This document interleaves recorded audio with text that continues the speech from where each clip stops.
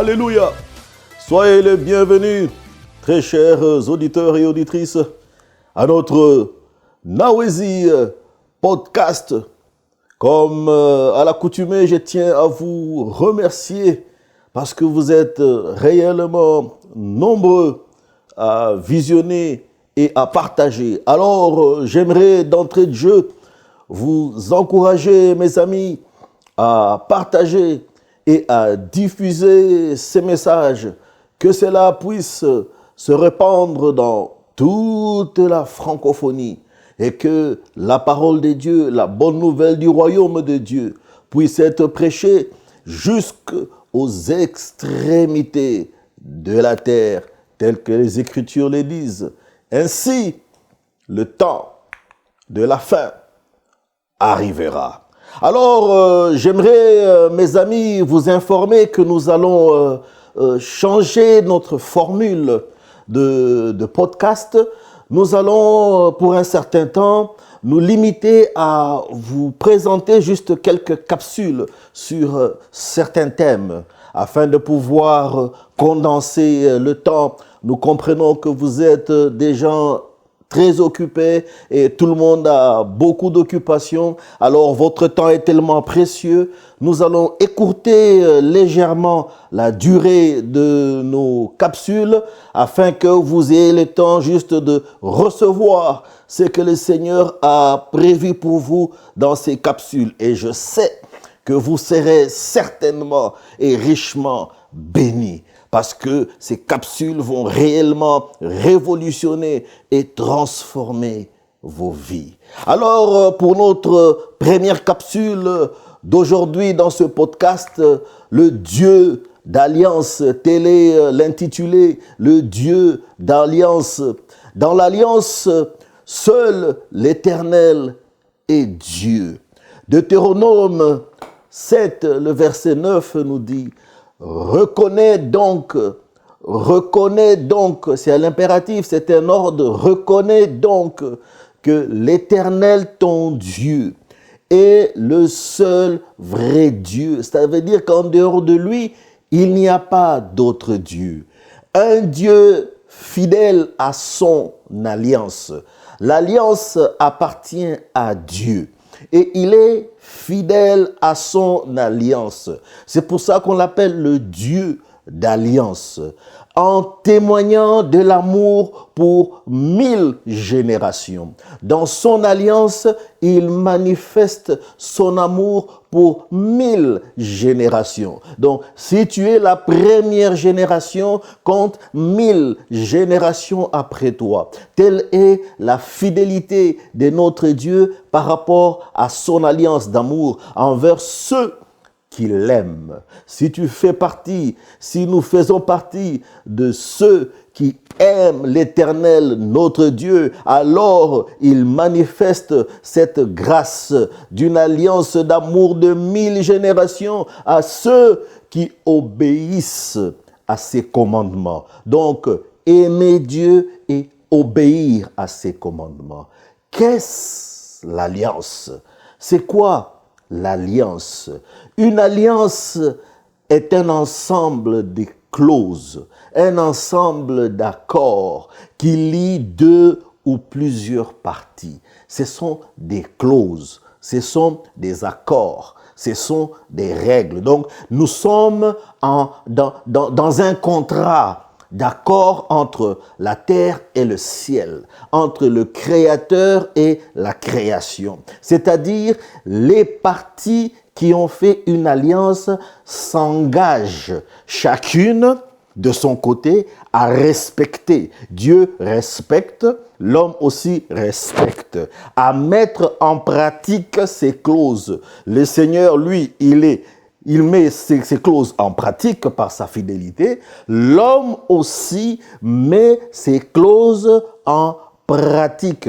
Ainsi, le psaume 25 nous dit: le Seigneur révèle ses secrets à ses fidèles et il leur instruit sur les devoirs de son alliance. Donc, l'alliance de Dieu a des devoirs. L'alliance a des devoirs. Donc, il est important de connaître les clauses de l'alliance pour marcher dans ces clauses, afin de ne pas, comme on dit en anglais, to breach, ça veut dire entrer en contradiction avec les termes de l'alliance. L'alliance, je prendrai juste un exemple, l'alliance de protection. Regardons dans Deutéronome 31, le verset 7 à 8. Moïse appela Josué. Donc Moïse avait reçu l'instruction de transmettre l'autorité à Josué parce que son temps, sa mission était arrivée à terme. Alors Moïse appelle Josué, son serviteur, et lui dit devant tous les Israélites, fortifie-toi et prends courage. Fortifie-toi et prends courage, car tu entreras avec ce peuple que dans le pays que l'Éternel a juré à leurs ancêtres de leur donner, et c'est toi qui les en mettras en possession. Dieu dit c'est toi. Si tu es la première génération qui a accepté Jésus-Christ comme Seigneur et Sauveur dans ta famille, donc c'est à toi que Dieu confie cette responsabilité de pouvoir faire rentrer ta famille et toute la postérité qui viendra après dans la bénédiction d'Abraham. Alors Moïse dit à Josué, c'est toi, prends courage. Alors le verset 8, l'Éternel marchera lui-même. Voici l'alliance de protection. L'Éternel, le Dieu Tout-Puissant, il marchera lui-même devant toi. Il sera toujours au-devant de toi. Dieu s'engage d'être au-devant de toi.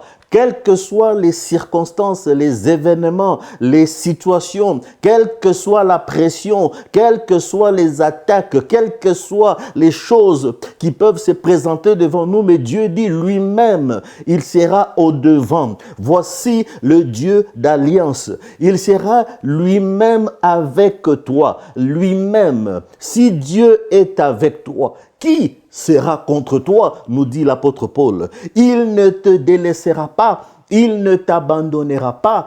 N'aie pas peur, ne te laisse pas effrayer. Alors je ne sais pas à qui je m'adresse spécifiquement. Dieu te dit, n'aie pas peur, ne te laisse pas effrayer, ne te laisse pas impressionner par les circonstances de la vie, ne te laisse pas impressionner par les situations que tu vois, ne te laisse pas impressionner par la situation économique, ne te laisse pas impressionner par la situation sanitaire, ne te laisse pas impressionner par ta situation familiale, ne te laisse pas impressionner par ta situation géographique, ne te laisse pas impressionner par la grosseur de ta famille, ne te laisse pas impressionner par le nombre de dollars ou de francs ou des euros que tu as dans ton compte bancaire, même si ton compte est négatif, ne te laisse pas impressionner par les choses que tes deux yeux te montrent, car mon juste vivra par la foi, non par la vue. Donc ne te laisse pas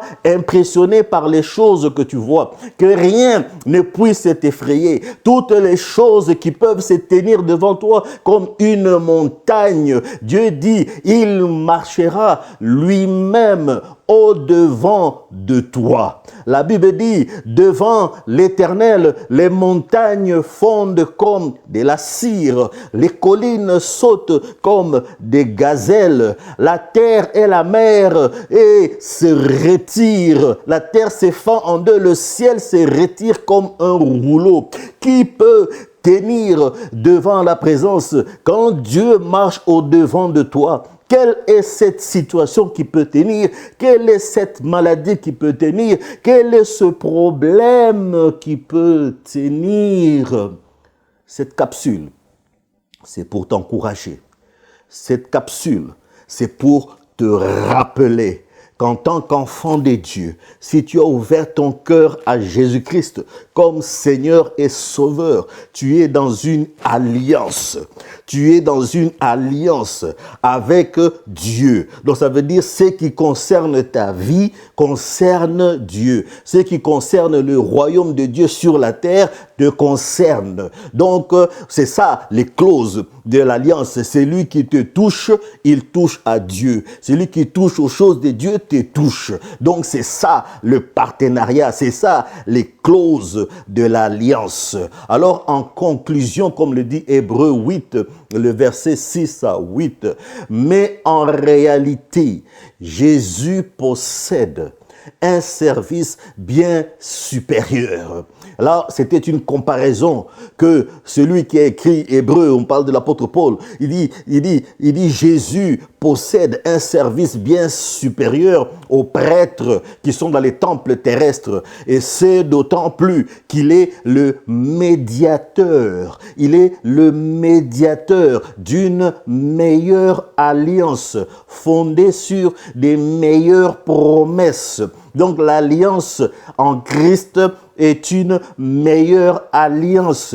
Elle a des meilleures promesses. En effet, si la première alliance avait été irréprochable, l'alliance de la loi, l'alliance mosaïque, si cette alliance-là était irréprochable, il n'aurait pas été question de la remplacer par une seconde. De fait, c'est bien comme une reproche que le Seigneur dit à son peuple. Voici que le jour vienne, dit le Seigneur, où je conclurai avec la communauté d'Israël et la communauté de Juda une alliance nouvelle. Versets 9 à 11. Elle ne sera pas comme l'alliance que j'ai conclue avec leurs ancêtres. Ça sera une alliance différente. Le jour où je les ai pris par la main pour les faire sortir d'Égypte. Comme ils n'ont pas persévéré dans mon alliance, comme ils n'ont pas tenu les clauses de l'alliance, moi non plus, je ne me suis plus soucié d'eux, dit le Seigneur. Mais voici l'alliance, mais voici que je ferai avec la communauté d'Israël, avec toi qui m'écoutes. Après ces jours-là, dit le Seigneur, je mettrai mes lois dans leur esprit. Je vais graver mes lois dans leur esprit, ma parole. Je les écrirai dans leur cœur. Je serai leur Dieu et ils seront mon peuple. Dieu dit, il sera ton Dieu et tu seras son peuple. Personne n'enseignera plus son concitoyen ni son frère en disant, tu dois connaître le Seigneur, car tous me connaîtront depuis le plus petit jusqu'au plus grand d'entre eux. Tous me connaîtront. Voilà l'alliance en Christ Jésus. Tous. Voilà pourquoi cette parole doit être prêchée, cette bonne nouvelle, jusqu'aux extrémités de la terre, afin que tous le connaissent, le Dieu d'alliance. C'est lui qui veille sur son alliance pour l'accomplir. Tu veux rentrer dans l'alliance? C'est très simple. Je l'ai fait. Des millions l'ont fait. C'est d'ouvrir ton cœur, d'accepter Jésus-Christ comme seul Seigneur et Sauveur de ta vie. Prie après moi. Seigneur Jésus, je reçois ta parole. Je t'ouvre mon cœur comme le Seigneur et le Sauveur de ma vie. Je reconnais que tu es venu sur la terre. Tu es monté à la croix, tu as porté tout mon péché. Tu as versé de ton sang. Tu es mort et 3 jours après ta mort, Dieu le Père t'a ressuscité d'entre les morts. Maintenant, tu vis à jamais à la droite du Père. Mon nom est inscrit dans le livre de vie par ton propre sang. Je suis une nouvelle création en Jésus-Christ. Et mon nom est écrit dans le livre par une encre indélébile. Au nom de Jésus-Christ, je suis une nouvelle création. Maintenant que tu as fait cette prière, tu es rentré dans l'alliance. Mes chers amis, retrouvons-nous sur notre prochaine capsule. Soyez bénis au nom de Jésus.